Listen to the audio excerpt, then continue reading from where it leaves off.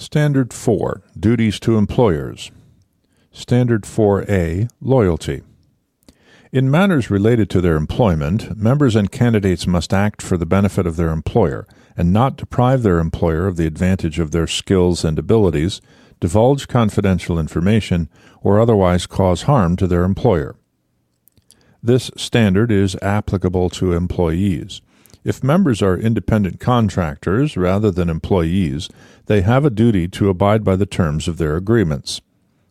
Members must not engage in any activities that would injure the firm, deprive it of profit, or deprive it of the advantage of employees' skills and abilities. Members should always place client interests above interests of their employer, but consider the effects of their actions on firm integrity and sustainability. There is no requirement that the employee put employer interests ahead of family or other personal obligations. It is expected that employers and employees will discuss such matters and balance these obligations with work obligations. There may be isolated cases where a duty to one's employer may be violated in order to protect clients or the integrity of the market when the actions are not for personal gain. Independent practice for compensation is allowed if a notification is provided to the employer fully describing all aspects of the services, including compensation, duration, and the nature of the activities, and the employer consents to all terms of the proposed independent practice before it begins. When leaving an employer, members must continue to act in their employer's best interests until their resignation is effective. Activities that may constitute a violation include misappropriation of trade secrets, misuse of confidential information, soliciting employers' clients prior to leaving, self-dealing, and misappropriation of client lists. Employer records on any medium, such as a home computer, tablet, or cell phone, are the property of the firm. When an employee has left a firm, simple knowledge of names and existence of former clients is generally not confidential. There is also no prohibition on the use of experience or knowledge gained while with a former employer. If an agreement exists among employers, such as the U.S. Protocol for Broker Recruiting, that permits brokers to take certain client information when leaving a firm, a member may act within the terms of the agreement without violating the standard. Members and candidates must adhere to their employer's policies concerning social media. When planning to leave an employer, members and candidates must ensure that their social media use complies with their employer's policies for notifying clients about employee separations. Recommendations for members. Members are encouraged to give their employer a copy of the code and standards. Best practice is to use separate social media accounts for personal and professional communications. Recommendations for firms. Employers should not have incentive and compensation systems that encourage unethical behavior. Standard 4B, Additional Compensation Arrangements. Members and candidates must not accept gifts, benefits, compensation, or consideration that competes with, or might reasonably be expected to create a conflict of interest with, their employer's interest, unless they obtain written consent from all parties involved. Compensation includes direct and indirect compensation from a client and other benefits received from third parties. Written consent from a member's employer includes email communication. Understanding the difference between an additional compensation arrangement and a gift from a client.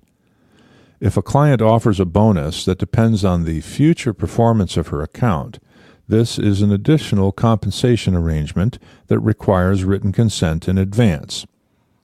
If a client offers a bonus to reward a member for her account's past performance, this is a gift that requires disclosure to the member's employer to comply with Standard 1B, Independence and Objectivity. Recommendations for members. Make an immediate written report to the employer detailing any proposed compensation and services, if additional to that provided by the employer. Members and candidates who are hired to work part-time should discuss any arrangements that may compete with their employer's interest at the time they are hired, and abide by any limitations their employer identifies. Recommendations for firms. Details of additional compensation, including any performance incentives, should be verified by the offering party. Standard 4C, Responsibilities of Supervisors. Members and candidates must make reasonable efforts to ensure that anyone subject to their supervision or authority complies with applicable laws, rules, regulations, and the code and standards. Members must make reasonable efforts to prevent employees from violating laws, rules, regulations, or the code and standards, as well as make reasonable efforts to detect violations. An adequate compliance system must meet industry standards, regulatory requirements, and the requirements of the code and standards. Members with supervisory responsibilities have an obligation to bring an inadequate compliance system to the attention of firm's management and recommend corrective action. A member or candidate faced with no compliance procedures or with procedures he believes are inadequate must decline supervisory responsibility in writing until adequate procedures are adopted by the firm. If there is a violation, respond promptly and conduct a thorough investigation while increasing supervision or placing limitations on the wrongdoer's activities. Recommendations for members. A member should recommend that his employer adopt a code of ethics. Members should encourage employers to provide their codes of ethics to clients. Once the compliance program is instituted, the supervisor should distribute it to the proper personnel, update it as needed, continually educate staff regarding procedures, issue reminders as necessary, require professional conduct evaluations, and review employee actions to monitor compliance and identify violations. Recommendations for firms. Employers should not commingle compliance procedures with the firm's code of ethics. This can dilute the goal of reinforcing one's ethical obligations.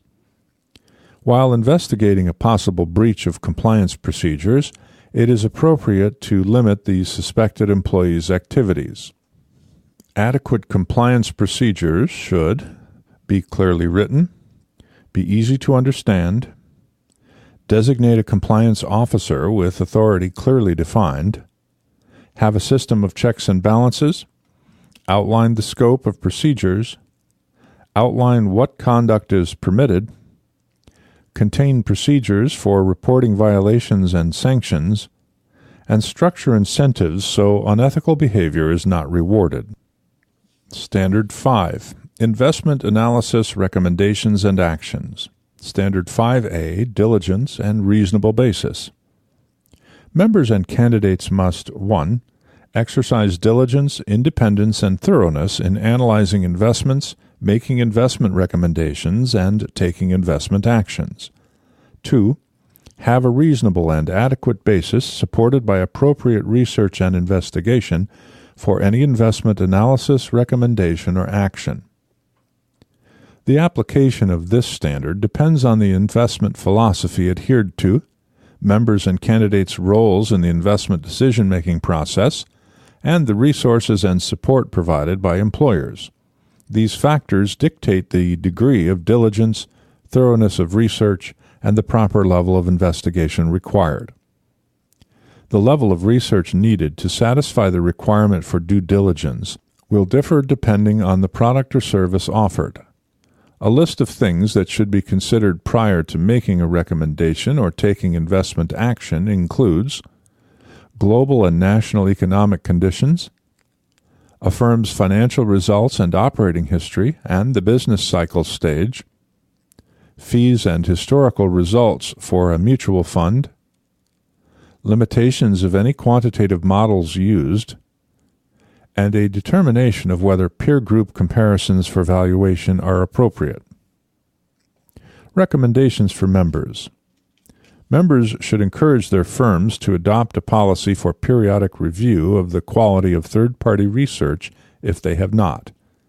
Examples of criteria to use in judging quality are: review assumptions used, determine how rigorous the analysis was, identify how timely the research is, and evaluate objectivity and independence of the recommendations. Members should encourage their firms to consider these policies and procedures supporting this standard. Have a policy requiring that research reports and recommendations have a basis that can be substantiated as reasonable and adequate. Have detailed written guidance for proper research and due diligence. Have measurable criteria for judging the quality of research and base analyst compensation on such criteria. Have written procedures that provide a minimum acceptable level of scenario testing for computer-based models and include standards for the range of scenarios, model accuracy over time, and a measure of the sensitivity of cash flows to model assumptions and inputs. Have a policy for evaluating outside providers of information that addresses the reasonableness and accuracy of the information provided, and establishes how often the evaluations should be repeated. Adopt a set of standards that provides criteria for evaluating external advisors and states how often a review of external advisors will be performed.